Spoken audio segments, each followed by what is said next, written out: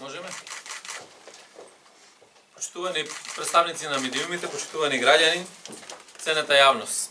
Изминатиот период Министерството за внатрешни работи започна неколку реформски проекти кои имаа за цел воспоставување и зајакнување на професионалните стандарди, владење на правото и функционирање на правната држава. Реформските процеси се водат во оние области кои во извештаите на Европската комисија и релевантните меѓународни организации и оценски мисии беа оценети како најкритични и како области во кои Министерството бележи негативни референции.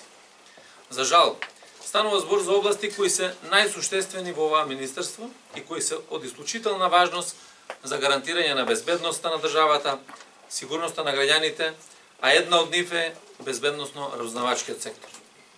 Злоупотребата на овие служби, особено на Управата за безбедност и контраразузнавање, предизвикаа сериозна политичка криза во нашата земја и го нарушија угледот на демократијата.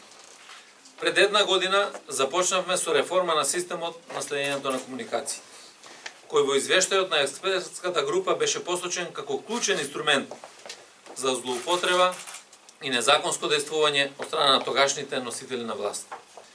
Реформата успешно се спроведува, се преземаат сите оперативни и логистички активности и согласно закон за следење на комуникации, новиот систем ќе започне со работа не подоцна од 1 ноември оваа година. Но оваа реформа е дел од сеопфатна задача да се реформира безбедносно-разузнавачкиот сектор, што всушност представува чувствителна и темелна реформа. Безбедносно-разузнавачкиот систем представува суштинскиот механизам за заштита на државата и граѓаните од негативните влијанија и им овозможува на институциите на државата да се справуваат со глобалните безбедносни закани и ризици. Геостратешките политики и интереси влијаат на стабилноста на државата и нивното правилно следење ја јакне позицијата и действувањето на државата. Безбедносните закани и ризици во светот се под постојана промена и влијание на различни интересни групи, а Република Македонија со својата положба не е заобиколена. Членството во Европската Унија и НАТО подразбира постоење на служби кои ќе бидат рамноправни со своите колеги од земјите сојузнички, а тоа може да се случи единствено преку сеопфатна реформа. Токму и затоа го продолжуваме процесот на реформа и во следниот период ќе го избереме моделот по кој реформата на Управата за безбедност и контраразузнавање ќе се одвива. Денес на седницата на влада ќе предложам информација во која ќе ги образложам причините за потребата од ваквата реформа. Со предлог во престојниот период Министерството за внатрешни работи да одржи повеќе консултации и дебати со релевантни општествени чинители, пошто ќе биде избран најсоодветниот модел за реформа.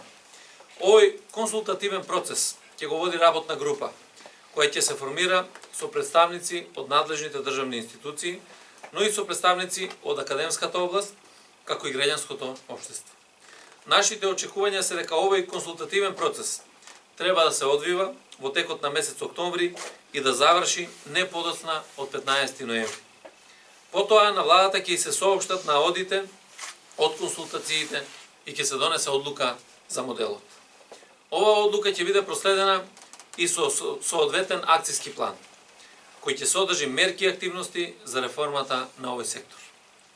Целта на оваа реформа е да добиеме служба која ќе се темели на високи професионални стандарди, воспоставување и почитување на етички кодекс и современи методи на работа и действување.